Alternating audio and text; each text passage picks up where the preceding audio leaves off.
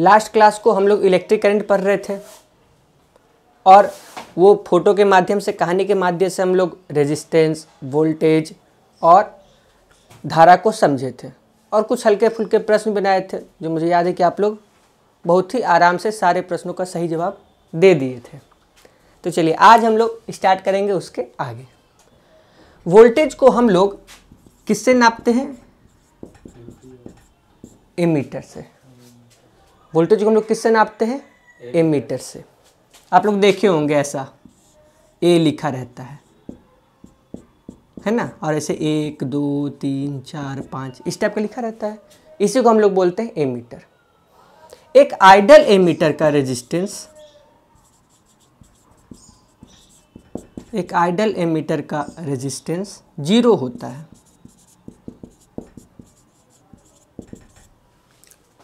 Clear यहाँ तक? आप लोग घर में मोटर वाला बोर्ड तो देखे होंगे, ऐसा रहता है इस टाइप का। यहाँ पे एक V वाला मशीन रहता है और यहाँ पे एक A वाला रहता है और यहाँ पे एक हरा बटन और यहाँ पे एगो लाल बटन।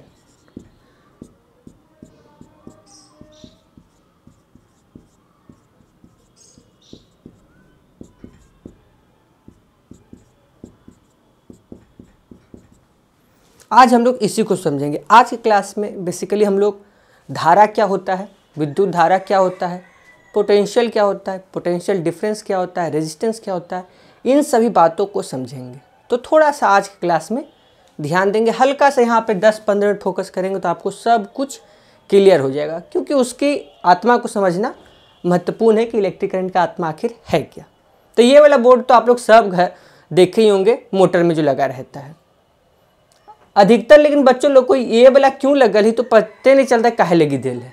लगता है कि इसने फैसने में दे दिया है कि जरी 50 रुपया और कस्टमर से खींच ले। वो लोग क्या करता है, वोल्ट मीटर भी वाला बस देखता है। 200 है तो ठीक है, हाँ मोटर चल जाएगा, और 200 नहीं है, 150 पे है तो इन्वर्टर बंद करो, पंखा बंद करो, तब इसको घींच घाच के 200 पे लाते हैं और मोटर चलाते हैं। तो आज हम लोग इसी को समझेंगे कि आखिर ये क्या है, पूरा कैसे सिस्टम काम करता है, क्या एमीटर होता है, क्या वोल्ट मीटर होता है, क्या विद्युत धारा होता है। लड़की लोग को तो नहीं, लेकिन लड़का लोग को एक काम जरूर मिला होगा बचपन में, वो मिला होगा हीटर जोड़ने का, ऐसे वाला है ना, कि आज हीटर पे खाना बनेगा। तो लड़का लोग क्या करता है, हीटर लिया, खोसे वाला ढूंढा कि हाँ खोसे वाला किधर है, तो एक तार ऐसे खोस दिया और एक तार यहाँ पे टिप टॉप वाला भी लगा देते हैं और टिप टॉप वाला जोड़ दिए। कुछ दिन बाद क्या होता है कि टिप तो हुआ और टाप खत्म। तो लड़का लोग भी और बहादुर होता है कि टिप टाप हटा के सीधे इसको जोड़ दे। फिर कुछ दिन हीटर चला और उसके बाद क्या होता है, इस सॉकेट ही से ही पूरा धुआं फेंक देता है, काला हो जाता है। ये जो हीटर है ये आपका मान लीजिए 1000 वाट का हीटर है, 1000 वाट का, और धारा बराबर क्या होता है, I बराबर P/V होता है। P मतलब पावर और बटे वोल्टेज। इसका पावर कितना है, 1000 वाट का, और वोल्टेज कितना है, 220 रहता है, लेकिन हम लोग यहाँ पे 200 मान के चलते हैं। तो यह हीटर आपको काटेंगे तो ये कितना निकल जाएगा, 5 एम्पियर। जो एम्पियर कहते हैं ना हम लोग, वो इसी चीज को कहते हैं 5 एम्पियर। तो यहाँ पे क्या है कि जो हीटर है इसको चाहिए था 5 एम्पियर का, लेकिन ये जो आप टिप टॉप लगाए थे वह 1 एम्पियर का आप लगाए थे। ये जो सॉकेट भी था वह 1 एम्पियर का था, तो ये तो जल ही जाएगा ना। यह कुछ ऐसा ही है कि आपको मान लीजिए खेत पटाना है और जो घर में टंकी में पाइप लगाते हैं वो वाला पाइप आप भिड़ा दिए और कह रहे कि ना सर हम देखे हैं इसमें छेदा है, पानी आर पार होता है, खेत पट जाएगा। तो उससे खेत पटेगा? कभी नहीं पटेगा, क्योंकि आपको ज़्यादा धारा ले जाना है तो आपको ये सब ज़्यादा चाहिए ना। फ्यूज जल गया, सॉकेट जल गया, प्लग जल गया, तो ये सब क्यों जलता है? किसी किसी का सॉकेट उड़ जाता है, कहता है कि ज़्यादा वोल्टेज आ गया। वोल्टेज से सब नहीं जलता है, ये जलता है धारा से। धारा क्या है कि जैसे मान लीजिए यह आपका हीटर है, हीटर को 5 एम्पेयर धारा चाहिए, 1000 वाट इसको चाहिए। धारा के साथ क्या होता है कि इसको जितना चाहिए उतना ले लेता है, धारा लोड के अनुसार चलता है। ऐसा नहीं कि एगो रास्ता है और वहाँ पे ट्रैफिक चल रहा है, धारा चल रहा है, नहीं। आप यहाँ पे 5 एम्पेयर का लोड दीजिएगा तो 5 एम्पेयर का लोड आने लगेगा। आप यहाँ पे 2 एम्पेयर का लोड दीजिएगा तो 2 एम्पेयर का लोड आने लगेगा। यानी कि जो इलेक्ट्रिक करंट है वह लोड के अनुसार चलता है कि हम कितना लोड देते हैं। अगर आपको उसका प्रैक्टिकल करना हो या बाय मिस्टेक आप लोग प्रैक्टिकल कभी किए भी होंगे। कैसे? आप यहाँ पे एक पंखा जोड़ लीजिए। पंखा अमूमन 70 वाट से 100 वाट के बीच में रहता है। बीच में आप कनेक्शन कर दिए, यहाँ पे कुछ गड़बड़ हो गया कनेक्शन और आप लाइन देके ठीक कर रहे हैं तो थोड़ा दिया आशीर्वाद, तो उस झटका को महसूस कीजिए। और दूसरा 1000 वाट का हीटर जोड़ रहे हैं और इसमें कुछ आप कनेक्शन करते हुए जब झटका मारा तो उस झटका को महसूस कीजिए। दोनों में अंतर है। ये बहुत लाइट रहेगा और ये एकदम रिफ्रेशमेंट कर देगा कि हाँ बॉडी और ब्रेन रिफ्रेश हो गया है। यानी कि यहाँ पे लोड ज़्यादा था, तो लोड ज़्यादा होने की वजह से धारा ज़्यादा आ रहा था और यहाँ पे लोड ही कम था। सामान को, उस वस्तु को कम धारा की आवश्यकता है तो यहाँ पे कम आ रहा था।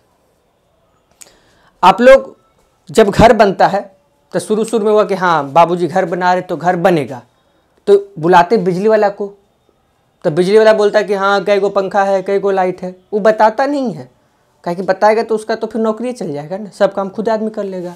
तो पूछे कई गो बल्ब जलाना है, तो देखिए यहाँ पे एगो बल्ब, यहाँ पे एगो बल्ब, ऐसे वो बताता है। कई गो पंखा, तो यहाँ पे, तो जो लगे ठीक है चलिए आप 10 गो बल्ब लगा रहे हैं, 10 गो पंखा लगा रहे हैं, तो जोड़ जाड़ के कितना 10 एम्पेयर का लोड आपका हुआ। वो टीवी फ्रिज भी जोड़ जाड़ के थोड़ा और एक्स्ट्रा ले लेता है, मोटर सोटर, तो 20 एम्पेयर। वो थोड़ा सा 10-15 और फालतू ले लेता है और जोड़ता है कि ठीक है आपका घर में हम 35 एम्पेयर का कनेक्शन कर देंगे। अब वो क्या किया कि 35 एम्पेयर का कनेक्शन कर दिया।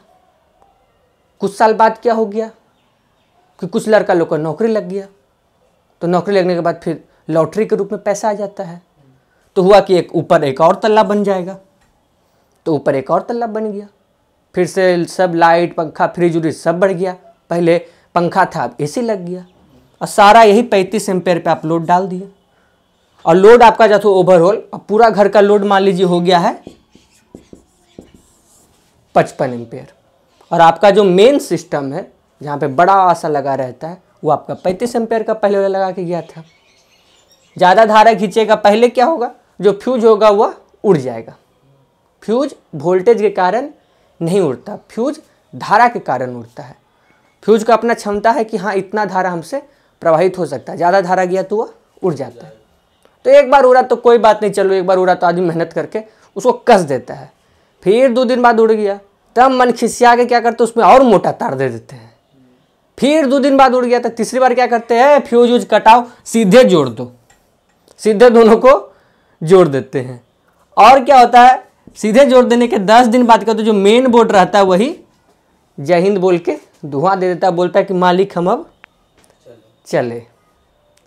अब इसके बाद हम तो कुछ लड़का को क्या देखे एक बार दुकान में कि उसको खोल दिया इसको और दुकान में जाकर पूछता है कि ई वाला है, अरे तो ई वाला वो देगा फिर 35 एम्पेयर, फिर जल जाएगा 10 दिन बाद। और कहेगा कि पहला वाला मिस्त्री सही था, ई वाला मिस्त्री एकदम नकली माल दिया है। तो बोलेगा कि एंकर का लाए तो भी नहीं चला, वो भी जल्दी जल गया। तो अब से आप लोग को वो सब बेवकूफ़ी नहीं करना है ना। देखे कि हाँ कोई दिक्कत नहीं है, जल गया 35 एम्पेयर का बोर्ड, कोई बात नहीं। घर में हम जोड़े कि 55 एम्पेयर का मेरा लोड है, तो हम उसको जाके कहेंगे कि 55 एम्पेयर का लोड है, उससे ऊपर वाला दीजिए। तो बोलेगा ठीक है 70 एम्पेयर का मेरे पास स्विच है, 70 एम्पेयर का आप स्विच ले जाइए, टनाटन चलेगा।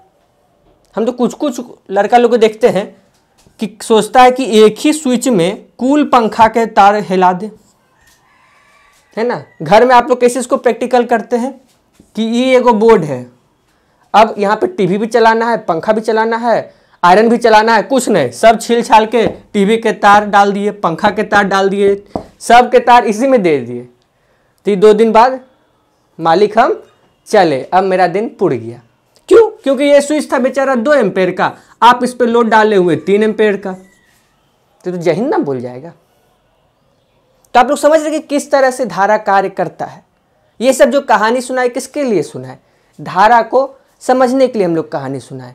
और धारा लोड पर निर्भर करता है। आप लोग के मन में ऐसा ख्याल आ रहा होगा कि हम भी अपना घर में आज जाके जोड़ेंगे कि कितना लोड पड़ता है मेरा घर पे, कितना धारा प्रवाहित हो रहा है। तो कुछ नहीं है, आप जाके देखेंगे पंखा बल्ब के पीछे, पंखा के पीछे आपको लिखा रहेगा कि 70 वाट, है ना। कुछ नहीं करना है, कितना लोड है तो हम करेंगे इसको 70 वाट बाय 200, ठीक है। यहाँ 220 वोल्ट आता है लेकिन हम लोग यहाँ पे 200 लेके चलते हैं, तो ये आपका आ जाएगा 0.7 एम्पेयर के आसपास आएगा, ठीक है। बल्ब आप लोग करेंगे 3 वाट का बल्ब है तो 3 वाट आप इसमें जोड़ लेंगे। तो ऐसे करके आप लोग जोड़ेंगे तो अपना घर का लोड आप जोड़ सकते हैं। ज़्यादा हमको धारा लाना है तो मोटा तार कि पतला तार?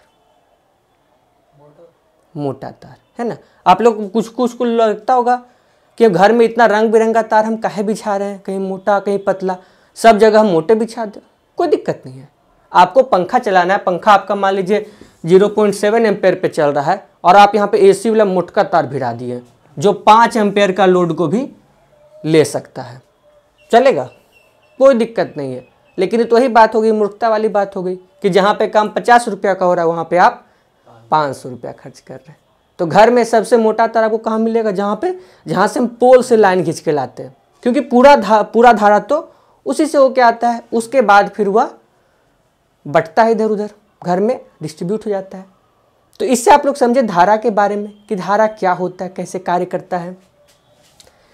यह जो एमीटर है, यह एमीटर इसी धारा को बताता है कि कितना धारा फ्लो हो रहा है। वोल्ट मीटर क्या बताए? वोल्टेज को बताता है। और एमीटर क्या बताता है? धारा को बताता है। अगर आपको देखना कि आपका मोटर कितना धारा खींच रहा है, मान लीजिए आप 2000 वाट का मोटर अपने घर में लगाए हैं, इसको डिवाइड कर देंगे कितना से? 200 से, इसको 1000 कर देते हैं। आप इसको 200 से डिवाइड करेंगे, 0 0 काटेंगे तो ये कितना आएगा? 5 एम्पेयर। तो जब आप इस मोटर को चलाएंगे तो काटा यहाँ पे बताएगा आपको 5 एम्पेयर। क्लियर है? तो यहाँ समझिए कि हाँ 5 एम्पेयर है तो मैंने कि सही है। अगर मोटर में कचरा उचरा फंस गया है तो क्या हो जाएगा? ये ज़्यादा फिर धारा खींचने लगेगा। तो यही मोटर आपको हो सके 6-7 बताने लगेगा, यह एम्पियर। और मान लीजिए मोटर शॉर्ट सर्किट कर गया, अंदर सबमर्सिबल मोटर क्या पता शॉर्ट सर्किट कर गया, तो फिर यह बिल्कुल एकदम जो लास्ट कोना रहेगा वहाँ तक चल जाएगा और फिर बोलेगा मालिक और जगह चाहिए, तो समझ जाना है कि मोटर शॉर्ट सर्किट कर गया। क्लियर है? बहुत लोग क्या देखते हैं, मोटर चालू हुआ कि नहीं तो यहाँ पे बटन टिपेगा और फिर दौड़ के चल जाएगा छत पे कि टंकी का ढक्कन उठा के देखते पानी गिर रहा है कि नहीं। तो वो मूर्खता करने की आवश्यकता नहीं है। मोटर हम चालू किए, हमको पता है कि मेरा 1000 वाट का मोटर लगा हुआ है, देखे कि एम्पेयर एकदम 5 पे बता रहे थे जी, क्लियर एकदम मोटर हमारा चल रहा है। क्लियर है? तो आप समझे कि एम्पेयर कैसे काम करता है। एक आइडल एम्पेयर का रेजिस्टेंस कितना होना चाहिए? आइडल एम्पियर का एमीटर का रेजिस्टेंस 0 होना चाहिए। क्लियर है? धारा को हम लोग नापते हैं एमीटर से और एक आइडल एमीटर का रेजिस्टेंस 0 होना चाहिए। एमीटर को हम लोग सीरीज में जोड़ते हैं और वोल्ट मीटर को हम लोग पैरेलल में जोड़ते हैं। सीरीज और पैरेलल आप लोग क्लियर है ना? सीरीज जैसे कि मान लीजिए यह एक बल्ब है, यहाँ पे हम एक एमीटर लगा दिए, एक पैर इसके साथ और ऐसे करके हम कनेक्शन जोड़ दिए। इस कनेक्शन को हम लोग कहते हैं सीरीज में जोड़ना। सीरीज में क्या होता है कि ये जो एमीटर है हमारा, इसको हम पहले ना कि डायरेक्ट खोस नहीं सकते। अगर हम ऐसे कर दें ना, डायरेक्ट इसको प्लग में खोस दें तो उड़ जाएगा। किसी भी लड़का को कहेंगे कि हाँ जी देखो तो ये मशीन सही कि गलत, तो सबसे पहले पूछेगा कि सर खोसे वाला कहाँ पे है। तो अगर आप एमीटर को खोस दिए सॉकेट में तो एमीटर बोलेगा, धुआं दे देगा और वो चल देगा कि चले हम। तो एमीटर को हम लोग हमेशा सीरीज में जोड़ते हैं, यानी कि किसी इंस्ट्रूमेंट के साथ उसको जोड़ते हैं। क्लियर है? तब ये क्या करता है, ये लोड बताता है। और वोल्ट मीटर को हम लोग पैरेलल जोड़ देते हैं। कुछ नहीं, वोल्ट मीटर लिए उसको डायरेक्ट ठंडा गर्म, एगो ठंडा में भिड़ा एगो गर्म में भिड़ा है, काम खत्म। तो इसी को कहते हैं वोल्ट मीटर को पैरेलल में जोड़ते हैं और एम मीटर को हम लोग सीरीज में जोड़ते हैं। एम मीटर का आइडल रेजिस्टेंस 0 होता है और वोल्ट मीटर का आइडल रेजिस्टेंस इनफाइनाइट होता है। क्लियर है? तो ये तो आप लोग को धारा का कॉन्सेप्ट यहाँ पे क्लियर हुआ। धारा किधर से किधर फ्लो करता है, इसको हम लोग कहते हैं प्लस और इसको कहते हैं हम लोग माइनस। प्लस वाले को हम लोग कहते हैं हाई पोटेंशियल और माइनस वाले को कहते हैं लो पोटेंशियल। जो धारा है यानी कि जो इलेक्ट्रिक करंट है वह प्लस से माइनस की तरफ फ्लो करता है, यानी कि वह हाई पोटेंशियल से लो पोटेंशियल की तरफ फ्लो करता है। यह कौन फ्लो करता है? धारा।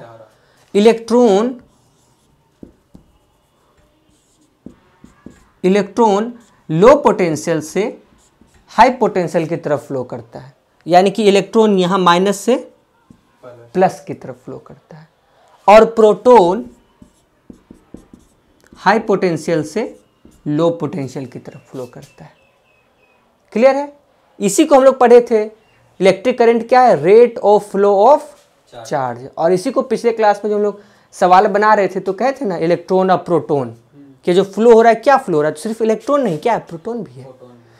धारा कब पूछा जाएगा कि धारा किधर से किधर फ्लो करता है, तो धारा यानी कि इलेक्ट्रिक करंट हाई पोटेंशियल से लो पोटेंशियल की तरफ फ्लो करता है। प्रोटॉन भी हाई पोटेंशियल से लो पोटेंशियल की तरफ फ्लो करता है, लेकिन इलेक्ट्रॉन लो पोटेंशियल से हाई पोटेंशियल की तरफ फ्लो करता है। तो इसको आप लोग अच्छे से ध्यान रखेंगे। करंट दो प्रकार के मुख्यतः होते हैं। एक होता है आपका एसी करंट और एक होता है आपका डीसी करंट। एसी करंट आसान भाषा में, टीवी देख रहे हैं, टीवी का फिगर कटने लगा तो स्टेपलाइजर से हमारे खट खट खट 4 बार कान उठे, फिगर क्लियर हो गया। तो एसी करंट वैसे करंट होते हैं जिसको हम लोग कंट्रोल कर सकते हैं, उसको कम बेसी कर सकते हैं। कभी हो जाता है कटो कट हो जाता है तो फिर 4 बार खट खट खट किए तो फिर ठीक हो गया। और डीसी करंट को हम लोग कंट्रोल नहीं कर सकते, वो जो सप्लाई आएगा उसको आपको लेना ही पड़ेगा, उसमें कम बेसी हम लोग नहीं कर सकते। क्लियर यहाँ तक? एसी का आप लोग देखेंगे कुछ इस टाइप का हम लोग इसको रिप्रेजेंट करते हैं, और डीसी को हम लोग क्या करते हैं, इसको हम लोग इस टाइप का रिप्रेजेंट करते हैं। एसी जो इतने भी एसी इंस्ट्रूमेंट होते हैं उसमें फ्रीक्वेंसी होता है।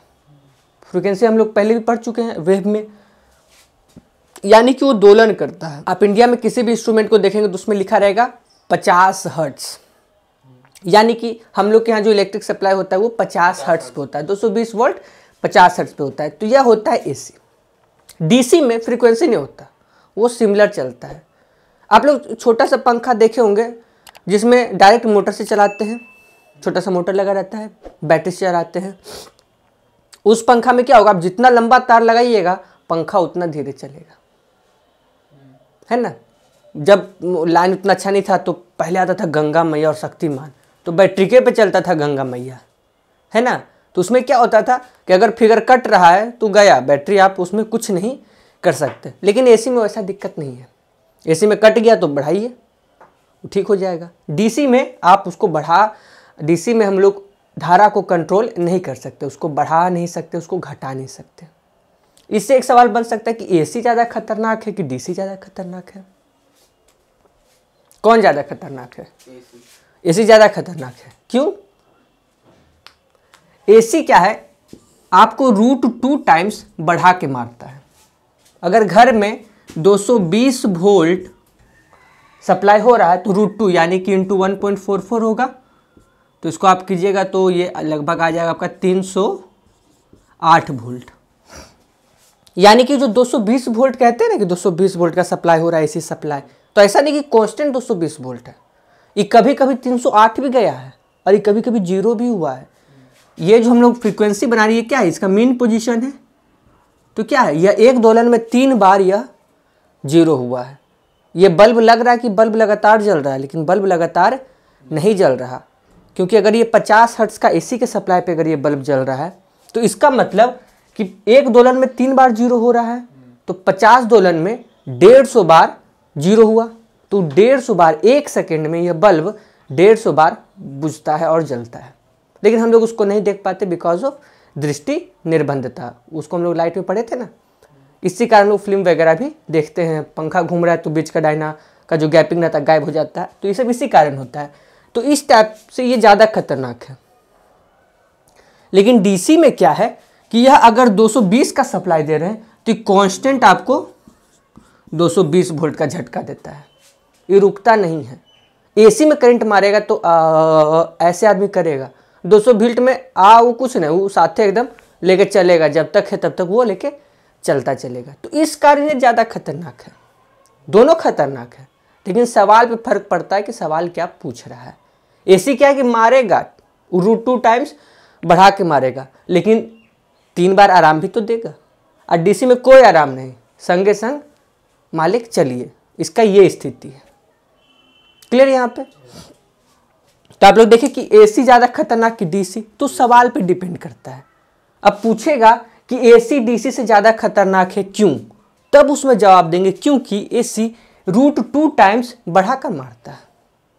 और वही सवाल को अगर कर दिया जाए कि डीसी ज़्यादा खतरनाक है एसी से, तो उसमें क्या लिखेंगे कि डीसी का कांस्टेंट सप्लाई रहता है, इसमें जो फ्रीक्वेंसी 0 हो रहा है 3 बार एक फ्रीक्वेंसी में, वो चीज़ नहीं हो रहा है यहाँ पे, तो उसका डीसी ज़्यादा खतरनाक है। लेकिन मन में सवाल आता होगा हम तो बैटरी छूते हैं, नहीं करंट मारता है, ऐसा वैसा लगता है। तो वो जो घर में जो बैटरी लगा है इन्वर्टर वाला, वो 12 वोल्ट का है। आपको पिछले क्लास में बताए थे कि आदमी 180 वोल्ट तक झेल सकता है, और उसमें भी आदमी को 40-50 वोल्ट का झटका लगेगा तो महसूस भी नहीं होगा। आप यही बैटरी को 20 को जोड़ लीजिए और तब छू के देखिए, तो बोलेगा चलो हमारे साथ, मोह माया की दुनिया त्याग दो। ठीक है, तो खतरनाक तो सब है। क्लियर यहाँ तक? तो आप लोग धारा भी समझ लिए और टाइप्स ऑफ करंट भी समझ लिए। इस करंट का हम लोग प्रयोग कैसे कैसे करते हैं, आपको दूर दूर बड़े बड़े मशीन चलाने हो तो वैसे में क्या करेंगे हम लोग, अगर बड़े बड़े उपकरण हमको चलाने हैं, हेवी मशीनरी चलाना है, तो उसके लिए हम लोग एसी का प्रयोग करते हैं। यहाँ पे थोड़ा सा एक उदाहरण के तौर पे आप देखिए, जैसे मान लीजिए पानी का यह टंकी है ना, ये मान लीजिए हम 1000 लीटर का यह टंकी है, और एक है समुंदर, एकदम वो भी छोटा मोटा, एकदम पैसिफिक ओशियन। क्लियर है? अभी मान लीजिए आपके पास 1000 लीटर का ही टंकी है और आपका एगो किराएदार आ गया। वो किराएदार क्या करे कि रोज 750 लीटर पानी खुद ही खर्च कर दे, तो आप उससे बार बार लड़े कि हाँ तुम 2000 रुपये बाद देता है और हमको 1000 रुपये के तुम तो पनिया मोटर चलवा देता है, तो आप उससे लड़ेंगे। लेकिन इस समुंदर से कोई रोजाना 10,000 लीटर पानी भी खर्च करेगा तो आप उससे लड़ेंगे? नहीं लड़ेंगे। मान लेते समुंदर आप ही का है, क्योंकि भंडार है, कोई चीज़ कमी नहीं है। डीसी में क्या है, यहाँ उसी टाइप से कुछ आपको समझना है। एक बैटरी है ना, इसको कहते हैं हम लोग डीसी करंट। डीसी करंट में क्या है कि चार्ज आपके पास कुछ लिमिटेड है, आपके पास लिमिटेड अमाउंट ऑफ चार्ज है। चार्ज को एक पानी की तरह समझिए, और क्योंकि यह लिमिटेड अमाउंट ऑफ चार्ज है और आप इस पर चाहें कि हेवी मशीनरी चला दे, बैटरी के पे मोटर चला दे, तो पॉसिबल है? नहीं पॉसिबल है। लेकिन कुछ लोग को देखते होंगे कि हाँ हमारा तो बैटरी से मोटर चल जाता है, तो लोग 4-4 को बैटरी जोड़े रहता है, तो उसके पास क्या बड़ा टंकी है, तो भाई यहाँ पे 10,000 लीटर का टंकी हम भिड़ा देंगे, तो ठीक है भाई ले जाओ 750 लीटर पानी, भाड़ा बढ़ा देंगे 500 रुपये। क्लियर? तो इसी तरह से कुछ डीसी भी कार्य करता है। डीसी क्या है? स्टोरेज है एक तरह से। धारा को यहाँ पे हम लोग उदाहरण के लिए पानी की तरह समझेंगे। यह एक टंकी और इसमें मेरा क्या धारा रखा हुआ है। एसी क्या है कि एसी को स्टोरेज नहीं करते, वो बनता है तुरंत वो निकल जाता है, अपना खर्च होने के लिए निकल जाता है। डैम हो गया, थर्मल पावर प्लांट हो गया, न्यूक्लियर पावर प्लांट हो गया, एसी को स्टोर नहीं करते, वो बना और फिर ट्रांसमिशन लाइन के द्वारा उसको भेज दिया जाता है। आप लोग सोलर फार्म कभी देखिएगा, मतलब जहाँ पे सोलर के द्वारा बिजली बनाया जाता है। अब तो काफ़ी इसमें देश प्रगति कर रहा है, तो वहाँ पे बड़े बड़े बैटरी बनाए जाते हैं, तो वहाँ पे इतना स्टोरेज रहता है कि बड़ा बड़ा स्टोरेज रहता है, तो वहाँ पे सोलर फार्म से बड़ा बड़ा चल जाता है। तो ऐसा कुछ नहीं है आप लोग बैटरी से मोटर नहीं चला पाते, क्यों? क्योंकि आपका स्टोरेज ही कम है, आप छोटा सा स्टोर किए हैं। बैटरी से मोटर चलाने का प्रयास करेंगे तो इन्वर्टर जय हिंद बोल देगा, ओवरलोड। कि आप जितना उससे धारा खींचना चाह रहे हो उतना उसमें है ही नहीं। अब इसमें 1000 लीटर का टंकी है, तो बहुत से बहुत 1000 लीटर खर्च करेगा, 2000 लीटर तो उसे खर्च नहीं करेगा। तो कुछ वैसी कंडीशन यहाँ पे आ जाती है। तो इस कारण हम लोग कहते हैं कि बड़े बड़े उपकरणों को हम लोग एसी से चलाते हैं, क्योंकि एसी में हमारे पास अनलिमिटेड सप्लाई है। कहीं पे देखे कि ये देखो यह टंकी लेते जाओ, ये टंकी में तुमको इतना एसी करंट स्टोर है, नहीं, एसी सीधे ट्रांसमिशन लाइन से आता है और सीधे वो उपकरण में जाता है। यहाँ पे क्लियर है? तो ऐसे ये काम करता है। छोटे छोटे उपकरण को हम लोग डीसी से चार्ज करते हैं। जैसे कि आपको बैटरी चार्ज करना है तो ये किससे होगा? एसी से। एसी से आप बैटरी चार्ज करेंगे। बैटरी चार्ज किससे होता है? डीसी से। अभी चाहे कोई भी बैटरी हो, चाहे फ़ोन का बैटरी हो या बड़का बैटरा ही क्यों ना ले आए, सब डीसी करंट से ही चार्ज होता है। आप लोग मान लीजिए कभी कोई शादी में गए गांव में, वहाँ पे लाइन नहीं रहता है और आपको मान लीजिए फ़ोन चार्ज करना है, क्योंकि फ़ोन के बिना तो फिर आदमी एक तरह से निढाल हो जाता है। तो आप क्या करेंगे? ये आपका मान लीजिए चार्जर है ना, यहाँ पे खोसे वाला और उधर खोसे वाला। तो कुछ आपको नहीं करना है, बीच से तार काट दीजिए। इसके अंदर आपको 2 लाल और ये एक हरा रंग का मिलेगा। और जो गांव में लाइन नहीं रहता वहाँ पे आपको बैटरी बड़ा बड़ा, वहाँ पे टॉर्च आपको बड़ा बड़ा मिलेगा, क्योंकि यहाँ पे लाइट दे रहा था। आप किसी से मांगिए बूढ़ा बाबा से कि बाबा जी टॉर्च दे दीजिए, था उनका बैटरी ले लीजिए और दोनों बैटरी को ऐसे करके आप भिड़ा दीजिए।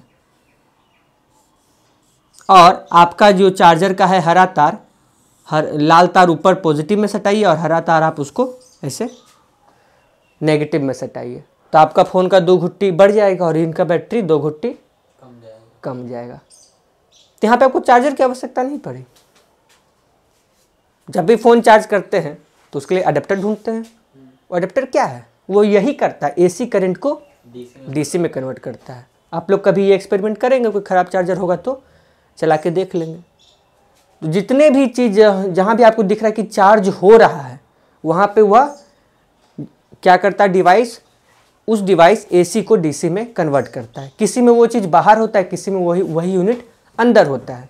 जैसे फॉर एग्जांपल ट्रिमर वगैरह, तो ट्रिमर में ऐसा एडेप्टर आपको बाहर नहीं मिलेगा, वो अंदर रहता है, क्योंकि ट्रिमर थोड़ा मोटा बनाता है तो उसको अंदर ही सिस्टम को फिट कर दिया जाता है। फ़ोन में इतना मोटा मोटा डायोड देगा तो इतना मोटा मोटा फ़ोन बन जाएगा, तो उस कारण उसको बाहर कर दिया जाता है। इन्वर्टर से जो हम बैटरी चार्ज करते हैं, इन्वर्टर क्या करता है? कुछ नहीं करता, वो करंट को डीसी में कन्वर्ट करता है और उस डीसी से बैटरी को चार्ज करता है। क्लियर है? और जब लाइन कट जाता है तो डीसी को लेता है इन्वर्टर और उस डीसी को एसी में बदल के फिर उसको घर में सप्लाई करता है। इन्वर्टर यही काम करता है। उसके अंदर ट्रांसफार्मर, डायोड सब कुछ आपको देखने को मिल जाएंगे। तो क्लियर है? बैटरी चार्ज करना हो तो वह किससे होगा? सिर्फ और सिर्फ डीसी से होगा। बल्ब किसके लिए बढ़िया काम करेगा? डीसी के लिए कि एसी के लिए? एसी के लिए। क्यों? बल्ब किसके लिए अच्छा काम करेगा? यहाँ उसकी चर्चा, फिजिक्स में वो नहीं देखना है कि हाँ कमी है हमको कोई चीज़ का। फिजिक्स में सिर्फ सिद्धांतों की बात की जाती है, साइंस की बात की जाती है। तो बल्ब दोनों के लिए बढ़िया काम करता है। मान लीजिए यह एक बल्ब है और यह दूसरा बल्ब है। यह 220 वोल्ट एसी सप्लाई और यह 220 वोल्ट डीसी सप्लाई। कौन ज़्यादा रोशनी देगा? बल्ब नंबर ए कि बल्ब नंबर बी? एसी वाला कि डीसी वाला? भी ज़्यादा रोशनी देगा? ज़्यादा रोशनी कोई नहीं देगा, दोनों बराबर ही रोशनी देगा। लेकिन बल्ब बढ़िया काम करता है डीसी के लिए। आप लोग देखे होंगे टॉर्च का बल्ब लगा दिए तो सालों साल चल रहा है। कार में जो बल्ब लगा रहता है, बाइक में जो आपका बल्ब है, कितना दिन में फ्यूज होता है? वो आखिरी बार कब बदलवाए थे याद भी नहीं है। क्यों? क्योंकि वो डीसी सप्लाई से जलता है। घर का बल्ब 5-6 महीना में जय हिंद बोल देता है। अब एलईडी वाला 1 साल चलता है, क्योंकि ये इसमें एसी सप्लाई है, इसमें फ्लक्चुएशन ज़्यादा है। तो अगर आप डीसी से चलाएंगे तो बल्ब आपका ज़्यादा देगा। यही एलईडी बल्ब को अगर डीसी से चलाया जाए तो हो सके 2-3 साल भी आराम से चले। उसका आप कभी कभी घर में हम देखते हैं कुछ लोग सोलर ही पूरा सेट करता है सिस्टम। 3 किलोवाट का सोलर सिस्टम सेट कर दिया कि सब काम सोलर से चलेगा, तो लोग का बल्ब भी 2-3 साल आराम से चल जाता है, क्योंकि उसको एसी सप्लाई देता नहीं। क्लियर है? तो बल्ब दोनों के लिए काम करेगा। काम यह दोनों के लिए करेगा, एसी के लिए भी और डीसी के लिए भी। जैसे यहाँ पे देखें ना, बैटरी चार्ज करना है तो ओनली एंड ओनली डीसी, लेकिन बल्ब एसी डीसी दोनों के लिए, लेकिन बेहतर काम करता है डीसी के लिए। और जो रोशनी की बात हुई, तो रोशनी वोल्टेज पे उतना निर्भर नहीं करता, ल्यूमिनिसिटी पे भी निर्भर करता है। आप खुदे बल्ब लेने जाएंगे तो 9 वाट का बल्ब मांगिएगा तो वह 2 तरह का आपको दिखाएगा। एगो दिखाएगा 9 वाट, इसका दाम है 110 रुपया, और एगो दिखाएगा 9 ही वाट का, उसका दाम रहेगा 130 रुपया, और कहेगा कि ज़्यादा रोशनी आपको देगा, है ना, ऐसा कहता है ना। तो दूसरे चीज़ पे निर्भर करता है, जबकि वाट तो दोनों का बराबर ही है। क्लियर है? बड़े बड़े आपको उपकरण चलाने हैं, हेवी इंस्ट्रूमेंट, तो वह सिर्फ एसी पे ही चलेंगे। ट्रांसफार्मर किसके लिए कार्य करता है, एसी की DC? Transformer only and only AC के लिए काम करता है। क्लियर है? कंडेंसर, कंडेंसर आप लोग जानते हैं, पंखा में होता है वाइट रंग का, उसको रेक्टिफायर भी बोलते हैं। वो किसके लिए काम करता है? वो भी सिर्फ और सिर्फ एसी के लिए काम करता है। आप लोग देखेंगे बैटरी वाला जो पंखा रहता है उसमें कंडेंसर की आवश्यकता नहीं पड़ती। ऐसे पंखा किसके लिए बढ़िया काम करता है? यहाँ जब आप पंखा कह रहे तो पंखा के अंदर जो कुंडली होता है ना, तांबा कैसे तार लपेटा रहता है, उसकी बात करें, वह किसके लिए बढ़िया काम करता है? एसी की डीसी? तो कुंडली डीसी के लिए बढ़िया कार्य करता है। कुंडली किसके लिए बढ़िया कार्य करता है?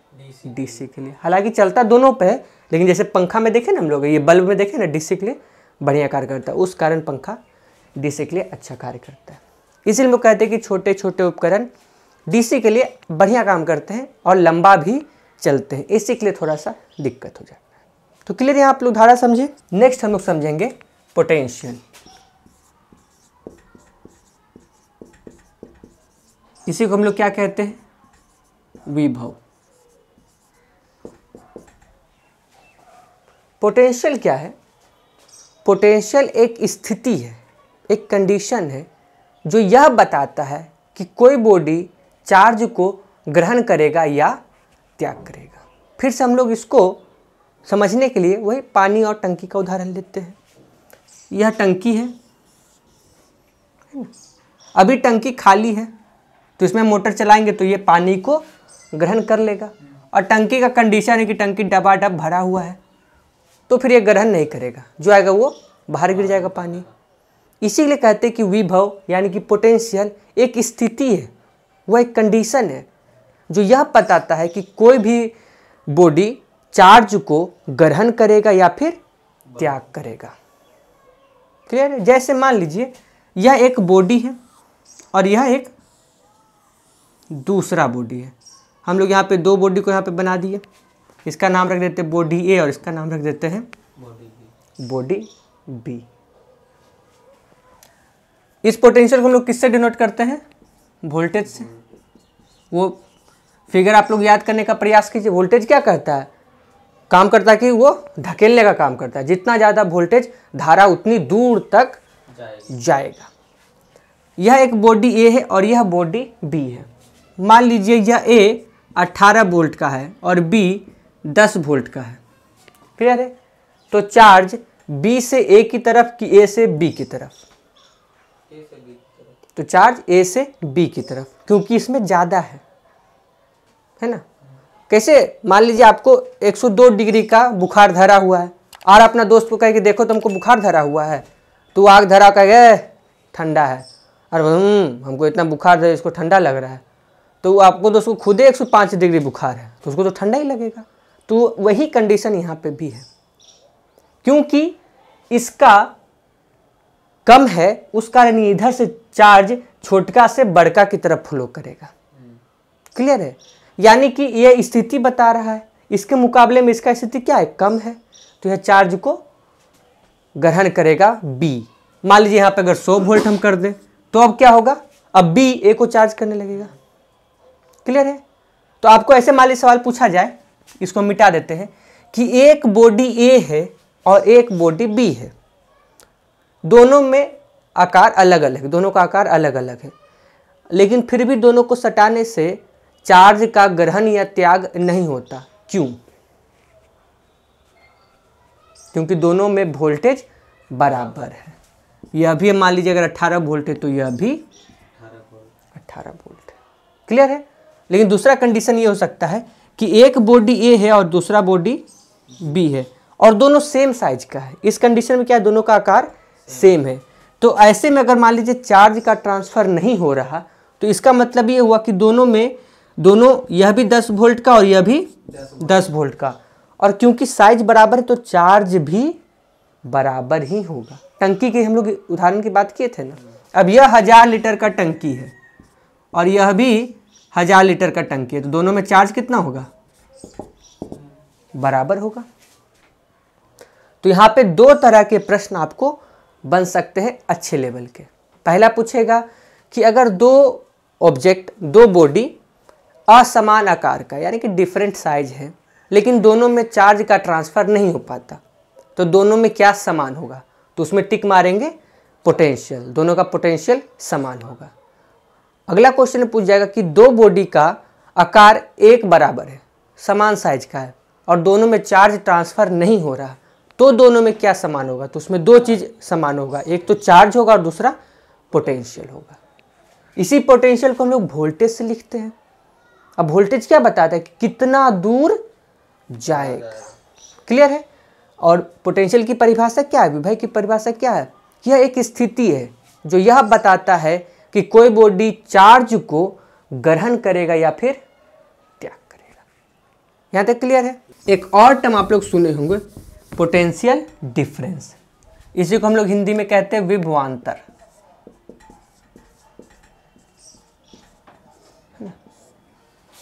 आप लोग वोल्ट मीटर तो देखे होंगे, भी वाला तो बार बार देखें, अभी भी इसकी थोड़ी देर पहले चर्चा किए थे। ये जो वोल्ट मीटर है ना, यह सिर्फ डिफरेंस बताता है। यह क्या करता है, पोटेंशियल डिफरेंस को बताता है। यह मतलब एक ऐसा मशीन है जिसको बस खाली घटाव आता है, इसको जोड़ नहीं आता। मान लीजिए यह 3 गो तार है। अच्छा, जो तार आता है, जो हम लोग तार को फ्लो करते हैं, इंटर स्टेट जाता है ट्रांसमिशन लाइन, तो सारा गर्म तार होता है कि ठंडा तार भी उसमें होता है, उसमें सारा गर्म तार होता है कि ठंडा तार, सारा गर्म तार होता है ना। हम लोग करंट बराबर क्या बोलते हैं कि एक कूलम चार्ज को किसी अनंत से लाने तक जो कार्य करता है, इसी को कहते हैं V बराबर W/Q, यानी कि work done by coulomb charge, है ना। कि एक कूलम चार्ज को हम लोग किसी एक पोजीशन से दूसरे पोजीशन तक जो ला रहे हैं। अब हमको कहीं और से लाइन मंगवाना है तो हम ठंडा मंगवा के क्या करेंगे, ठंडा मतलब क्या, न्यूट्रल। देखते हैं आप लोग घर में भी अर्थिंग करके को न्यूट्रल खींच लेते हैं। उतना शहर से हम क्यों लाएंगे, कितना तार का बर्बादी होगा, कितना पैसा खर्च होगा। तो हम लोग गर्म तार ही लाते हैं, उसमें 3 गो 8 गो जितना भी आपको दिखता है ट्रांसमिशन लाइन में, सब आपका गर्म तार होता है, सब में चार्ज फ्लो करता है। हाँ, जब मोहल्ला में सप्लाई करना है तो एगो अर्थिंग करके और ट्रांसफार्मर में उतार को भिड़ा के फिर मोहल्ला में सप्लाई कर देते हैं। तो अगर कोई अर्थिंग नहीं भी किया है घर में तो अपना ठंडा इसमें फंसा देता है, तो उसका सर्किट कंप्लीट हो जाता है। क्लियर है। 3 गो यहाँ पे लाइन है।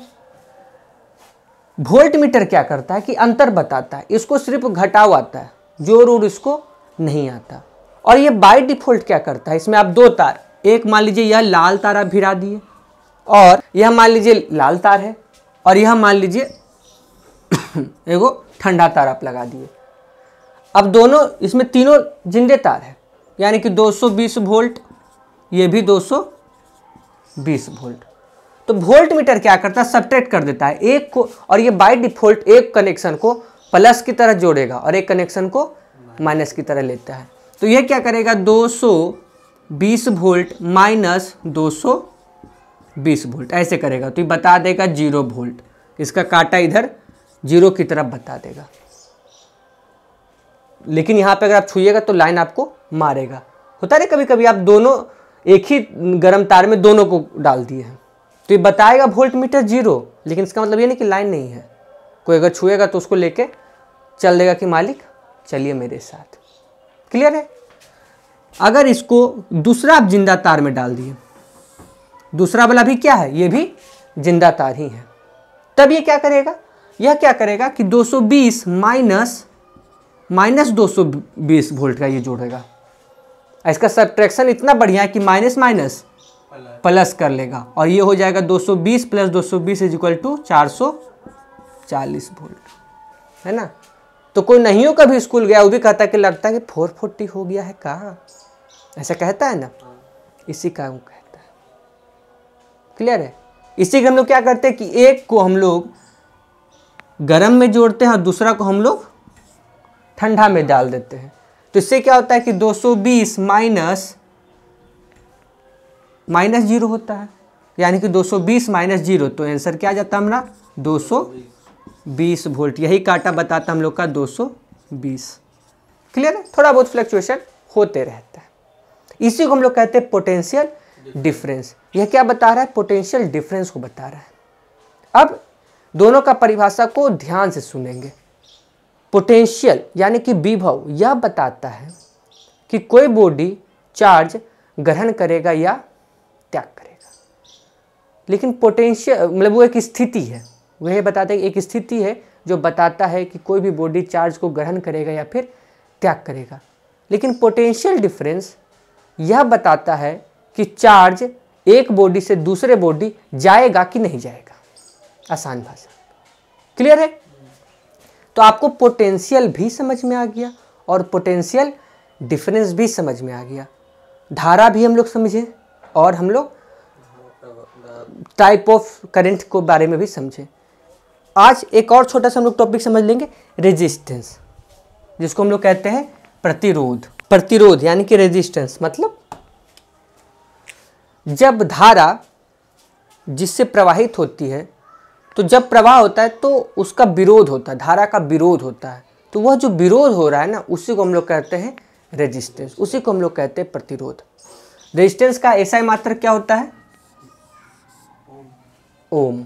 इसका सिंबल ये है और इसको रिप्रेजेंट करते हम लोग कैपिटल आर से। छोटा आर से इसको रिप्रेजेंट नहीं करते, छोटा आर से हम लोग अलग चीज़ को रिप्रेजेंट करते हैं। वो जो हम लोग स्पेसिफिक रेजिस्टिविटी पढ़ेंगे, स्पेसिफिक कंडक्टिविटी पढ़ेंगे, कंडक्टिविटी पढ़ेंगे, तो उस सब चीज़ों में इसको हम लोग सीखेंगे। तो रेजिस्टेंस क्या है, जब किसी भी तार से या किसी भी जो उसका चालक है, जिसको यहाँ पे हम लोग कंडक्टर बोलेंगे, जब उससे धारा प्रवाह होता है तो चालक धारा का विरोध करता है और इसी को हम लोग कहते हैं रेजिस्टेंस, इसी को कहते हैं हम लोग रेजिस्टेंस। क्लियर यहाँ पे। इसमें हम लोग को पढ़ना होगा कि रेजिस्टेंस आखिर किन किन बातों पर निर्भर करता है। तो ये हम लोग नेक्स्ट क्लास में पढ़ेंगे कि ताप पे ये कैसे निर्भर करता है, तार की लंबाई पे कैसे निर्भर करता है, तार मोटा होगा तो उस पर कैसे निर्भर करता है। तो इन सबको हम लोग नेक्स्ट क्लास में कवर करेंगे।